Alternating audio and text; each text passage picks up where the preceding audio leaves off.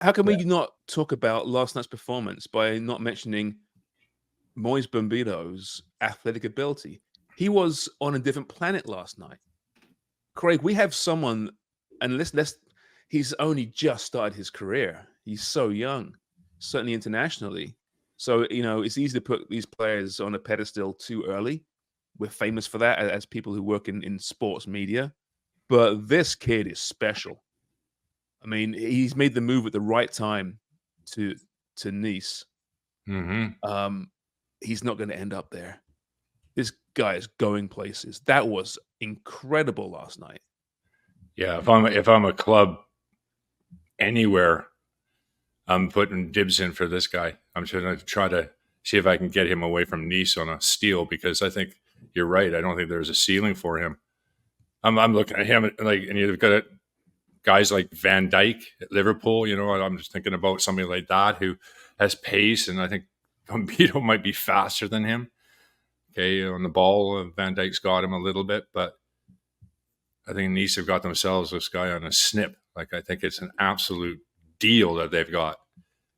And I can't believe it. Like, it wasn't that long ago we're worried. I was really concerned that we weren't going to find anybody in that position that could be able to play and take us, at any distance at a World Cup. And now I'm like, the pieces are really falling into place as far as defensively go. They look really, really good. Is his ability to get from point A to point B, could you liken that to the progression within this team since Jesse Marsch took over? Yeah, exactly.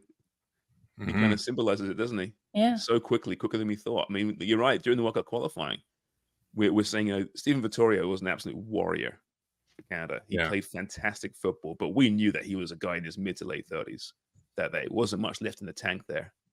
Who's next? There's no one really coming through at that level, but this guy is going to surpass it. Jesse Marsch, post-match in the press conference, was asked about this, and he goes, he stands up with the very best I've coached at this age, and he mentions Pimicano, Ibrahim Konate, sorry. Some top quality young centre backs in world football today. He goes, this guy's right with them at this age. That's how good he is. Yeah. And it's like we don't even talk about Derek Cornelius, who's like the perfect foil for him. Yeah, exactly. Right? Yeah, the both of them, the pairing is just brilliant. I'd be like taking both of those guys and putting them straight into a team. I mean, I think they wouldn't look out of place in a team like Man City. I know. I mean, listen, are we taking it too far? Panama I might think so, but I tell you what, they're heading in that direction. Yeah. Well, this is also Footy Prime, Sharms. You can't take it too far. But I think that we can. Like Marsch's comparisons, and you're looking at Bombito or talking about Cornelius and how integral and how key he was to creating Jonathan David's winner, right? That was his header on a stretched Panama team that allowed David to collect that ball, put those center halves out of the way, kind of pull the center back out of that position to create the space to slip the ball in to Liam Miller and then to receive it back. And then it was just brilliant after the fact, right? Mm-hmm. But that's where you do allow yourself, I think, to get carried away. I think you measure your expectations in terms of the team, not on the ceiling, but kind of where they are realistically. But you can laud individual performances and you can say, wow, like I really see this player going, maybe taking the next step, going to a better league, going to a tier 1 setup, or just individually what they've accomplished in a really short time. Let's celebrate that. And then if they're able to stay on that upward trajectory in terms of their player development and the way that they've evolved, let's talk about that. I think we'll allow ourselves to do that. Yeah, shit, we're allowed this. Yeah. The crap we're allowed. Absolutely. Let's go. Well, let's get crazy here. Right? It's funny though that you're taking it from the point that we weren't allowed. We've always been allowed. I know, you're right. We've always done this. But I mean, listen, in a game, we've always had license to do that. Yeah, we did. Last night's match was no freaking oil painting, right? It was ugly. Canada wasn't great in that game, but there were some performances that stood out. Bombito being one. I thought when Liam Miller came on the pitch, he was outstanding. Really good. I want you guys to talk about this because our friend CDG in Ottawa, I think he's in Ottawa. He mentioned his man of the match, and I put this in our group chat, was Bombito. Exactly what you guys were talking about. Who else stood out for you last night as not just a leader, but doing their job to the next level? We talked about it pregame in terms of what I wanted to see and how I absolutely killed yesterday's show. But Laren and John David, I think they showed up and did exactly what they were billed. That was some foreshadowing, narrative foreshadowing. Well done, Dubs. I think Jonathan David should do well and score a goal. Yes. That's my prediction. Wow. I think that they should both stay tied as the all-time goal scorers for the men's program on 30. I love that, by the way, that back and forth right now. Not only that, we should always have a Canada's men's team player come on for interview before matches. Canada's ex and national team player come on before women's matches. We're a good luck charm. I just want everyone to realize that when we interview people, they do well. Yeah, Peter Grusso, Kevin Blue, are you listening? We are the lucky charm. We are. We want accessibility. We want players in this show, as many as possible. Okay, stuff them on Footy Prime before matches throughout the season, because we are the reason. It's not the development of the Moise Bombitos and Derek Cornelius's or the effect of Jesse Marsh. It's the Footy Prime effect. And I'm going to coin that phrase. We're a catalyst for victory, a catalyst for success. We're going to send over a new microphone, and we're going to help you promote this team. Yes. Transparently and authentically. We have a new tagline. Footy Prime. We're magically delicious. We are. And Kyle Laren, well, we remember his junk food, his favorite junk food, right, was cereal. Honeycombs. That's right. All the hard-hitting questions. Yes. We need to know this. Yeah. We got him in the right headspace. It's important. Yeah, exactly. Back to that question. I mean, I mentioned Liam Miller. Okay. Obviously just came on towards the end there, but Jesse Marsh said that they were really debating whether he should start or not, because how he's playing for Hull at the moment. And listen, Jacob Schafferberg has earned that start right now for what he's done for Canada. He wasn't great yesterday, I didn't think, but in came Liam Miller. And once again, the whole Fonzie Miller left-hand side looked really strong. And that was a great little combination with John David for that goal. So he stood out as a sub. I don't know, Craig, who else? I mean, listen, you mentioned Laren and David, obviously. I thought Eustachio, once again, didn't stand out, but he doesn't often stand out. But you just watch him, and he's so smart, and it's so the team ticks by his beat.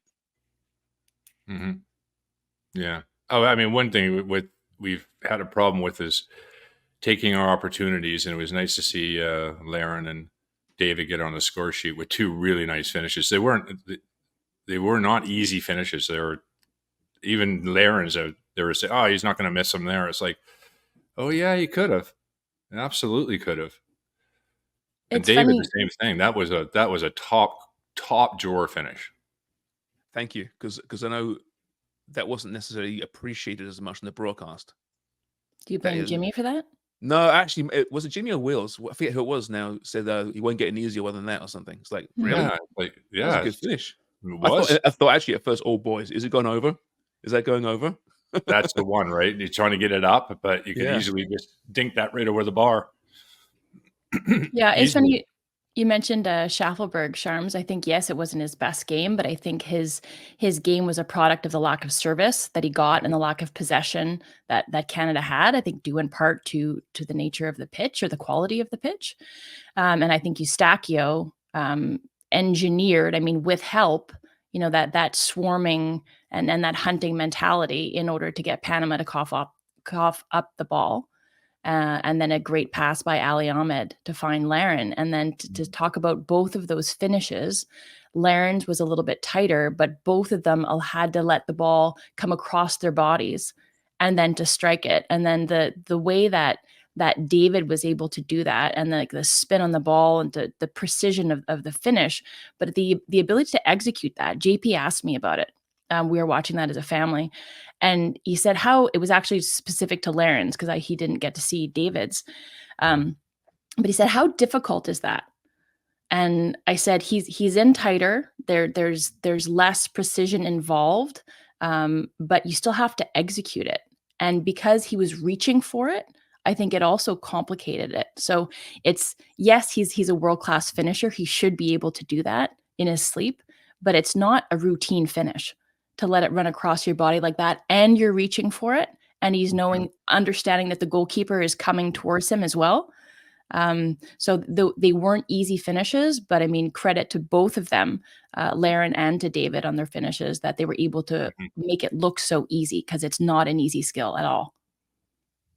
As we know, because we have had a hard time over the years scoring goals. Yeah, we've seen a few of those go over the bar, haven't we, over the years? Oh, yeah.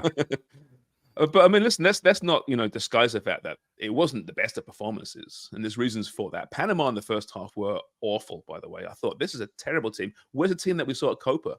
The team that, even last week against the States, I thought looked a little bit better. They were physical and they tried to disrupt, as I mentioned there. They got better in the second half for sure, and they really tested Canada. But a bit more space really, I think, benefited Canada as well in that second half as Panama chased it.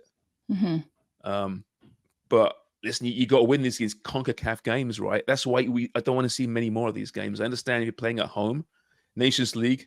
I mean, Suriname next up shouldn't be that much of a challenge, you wouldn't think. But I understand why you're probably going to get CONCACAF teams for these home-friendly dates. So maybe European dates, European camps make a lot of sense. They're going to be playing like 30-odd games, I think Jesse Marsh was saying, between now and the World Cup. And that includes the Gold Cup and Nations League, of course. But there'll be a few windows for friendlies, Craig.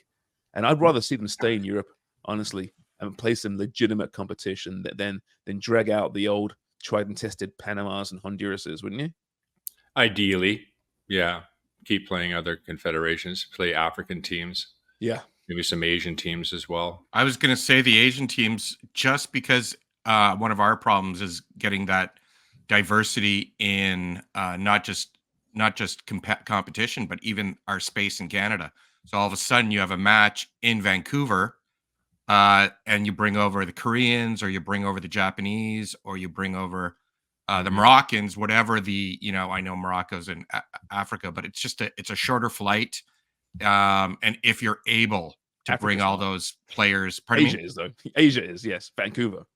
No, I know. I'm sorry. Yes, not Africa, but I know what you're saying. A shorter flight from Asia. Yes, I'm just saying it would allow us to, part of Jesse Marsh's, it seems his philosophy is getting the country involved, like Dubs was saying the other day, and making part of this is the growth of football in Canada and us becoming a soccer nation. And that's part of our job, to promote, amplify, and report on all that. I can't say be journalists, but kind of journalists. And it'd be interesting for our Vancouver friends, our BC friends, to have that opportunity to host, not just a going away for Christine Sinclair, but hey, see top-notch play across the country. Yeah, and I think they'll do that, right? Because the Montreal was that was a strategic move. Yeah. Right, and now the West Coast needs it as well at some point. And I totally get what you're saying. You got to get played more games at home to build this thing. But I'm just saying, from a footballing standpoint, even the African teams, pretty much all those players play in Europe. Right, it's a lot easier to schedule a game at Upton Park. Well, Upton Park, that would be pretty difficult, actually. Upton Park, at Craven Cottage, for example. Yeah, poor old Upton Park's a parking lot. You get some t-shirts and goalposts. You can play it. You can organize it. Upton Park, and all I got was a shitty t-shirt. Yeah. But play it at Craven Cottage or wherever it's going to be. MK Dons Stadium. Something like that. Yeah. Didn't Canada play a game at Craven Cottage? I think they did. Was it Australia or something? Austria or Australia, I think. One of the two.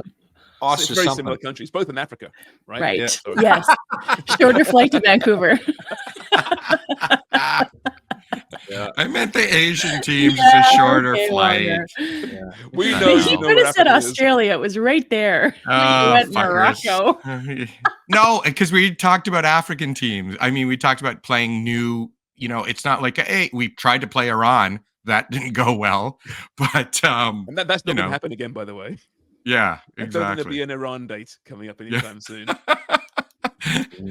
More chance of a Russia date than Iran. Oh, geez. The problem, I mean, I like to see Canada have a game in Vancouver, but with the time change from Europe is just devastatingly long. Like, my goodness, that's a turnaround in a international window to go. What, 8-hour time change, 9-hour time change, and then fly back again. Speaking of time changes, Jimmy thought it was 9 o'clock, didn't he? It was a 9 o'clock podcast. I'm pretty sure. He'll jump on at 9, Yeah, and we're just wrapping up in today's Footy Prime. If he does jump on. Can I also mention? Sorry. I was just gonna. I know we're sorry. I don't mean to be bogarting the microphone, but it was great to see. It was great to see who came on, who was on the pitch at the end. What are you bogarted? I haven't heard that for so long. I'm passing a joint over to Sharms. I haven't heard that for so long. Bogart the joint. Yeah. Not since we used to pass joints around. Yeah. So everyone's got their own joint. You're welcome. That's right. Oh, thank you. Passing it to you. Right there. There you go. There you go. No one there's my hit. Craiger, here you go. Oh, geez, this is a tough one. But pass it up, Craig. When Panama and Canada got in that little tiff, who was on the pitch for Canada at that point? I found that a really good sign. Theo Bair, Cornelius, Saliba came Poku, on. Saliba, Theo Bair, Miller, and Poku and Waterman. Poku with his debut. Great, right? Talking about what we wanted. I mean, once again, I asked you guys yesterday, what were you looking for the optimal match, basically? And it was kind of what Dubs laid out at the beginning. Enough up enough that they can play other players. Yes, Dubs. Yes. You're a soothsayer. You're a soothsayer. But it was great to see that people getting their introduction to Canada with their first cap. People from the CPL. I know the CPL punched out something just because of Poku's rise, and there's really something to be said about development. And Waterman, yes, that's right. And it's really important to see. And for someone like me who's new to this, that gives me a lot of hope in the growth, not just in the sport, but going towards FIFA 2026. Like that is a big deal because depth looked like it's always been an issue in Canada, and it seems like that's changing. And if anybody out there is eligible to play for Canada, they all seem to want to play. You got a World Cup right on the horizon. Who doesn't want to be part of this project? And I think Jesse Marsh is a great salesman too. He talks about, remember he was on our show talking about how he'd send those, he'd bring gift packs from Canada to prospective dual nationals. I want to know, we still got to find out what's in those kits, those gift packs. Well, we were passing around a joint, so probably Canadian marijuana. Yeah, it's legal. Gummies. Yeah. Some little hydro. Maple syrup. Maple syrup. I hope it's not maple. It's just it's been done. The maple syrup. Yeah, I know, but it's so expensive now that you don't know if these kids in the lower leagues that you've picked out at 16 have even tried it. Or if they've had real maple syrup, right? That's my and point. Not like corn syrup or maple syrup, manufactured stuff, right? Yeah. Like with the women's national team, like they have pancakes before every match, like their pregame meal. Like there's other things available, but pancakes with maple syrup is a staple. And it's like a superstitious thing, but it's also a great way to fuel your body. But wouldn't it sit heavy in the gut? No, it's the carbs. You want the carbs. I guess it's how many pancakes you have, because I would have you're not having like 27. Yeah, that's the problem, isn't it? It's not so much what you're eating, it's how much of it you're eating. Yeah. It's always been my problem.